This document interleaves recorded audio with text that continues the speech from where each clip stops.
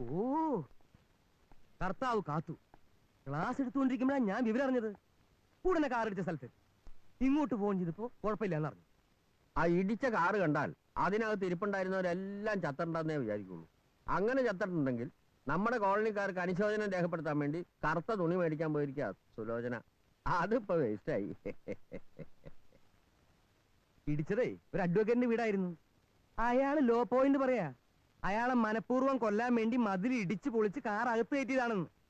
കോടതി പോവാതിരിക്കാൻ 5000 രൂപ ചോദിച്ചു. മതിലിന് 4000 ഏറെ രൂപ ഞാൻ അഡ്ജസ്റ്റ് ചെയ്ത് കൊടുത്തു. ഈ 9000? അതെ, കൂടുതൽ കുഴപ്പങ്ങളില്ലാതെ കേസ് ഒതുക്കുന്നതല്ലേ നല്ലത്. കൊല്ലാൻ ശ്രമിച്ചതാണെന്നൊക്കെ പറഞ്ഞ ചിലപ്പോ അഴി എണ്ണണ്ട വരും. കേട്ടോ സാറേ, ആ കാറിന്റെ കിടപ്പൊന്ന് കാണേണ്ടതാ. അതെ, തോട്ട വിഴുങ്ങിയ പന്നിയുടെ തല പോലെ ആയിപ്പോയി.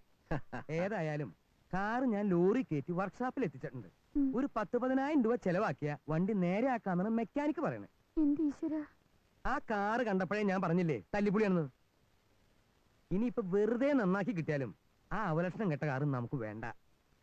ഈ ബ്ലഡി ഫൂളും ആയിട്ടുള്ള കൂട്ടുകെട്ടും നിങ്ങൾക്ക് അത്ര നല്ലതല്ല. ദേ, ഞാൻ 2 ആളോടും കൂടിയിട്ട് പറയണേ. അപ്പോ ഞങ്ങൾ കോളനി പോയി വിവരം പറയാം. എല്ലാരും കൂടെ ഓടിക്കഴിച്ച് അവിടെ നിന്ന് ഇങ്ങോട്ട് വരേണ്ട കാര്യമില്ലല്ലോ. അതൊരു ശല്യമായി തീരും.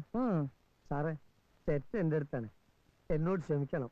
എന്താണ് യഥാർത്ഥത്തിൽ ഉണ്ടായതെന്ന് ഞാൻ പറഞ്ഞുതരാം. സ്വകാര്യാണ്, വരൂ. അവിടെ നിൽക്ക്, ഞാൻ പിന്നെ പറയാം. അവിടെ നിൽക്ക്, നടന്നോളൂ. ആ, എന്താ ഉണ്ടായത്? ഒരുത്തൻ അപകടം പറ്റി ആസ്പത്രി കിടക്കുമ്പോഴല്ല ചെറ്റവർത്താനം പറയല്, മനസ്സിലായോ? ഓ, ഇനി ഇത് ആവർത്തിക്കരുത്.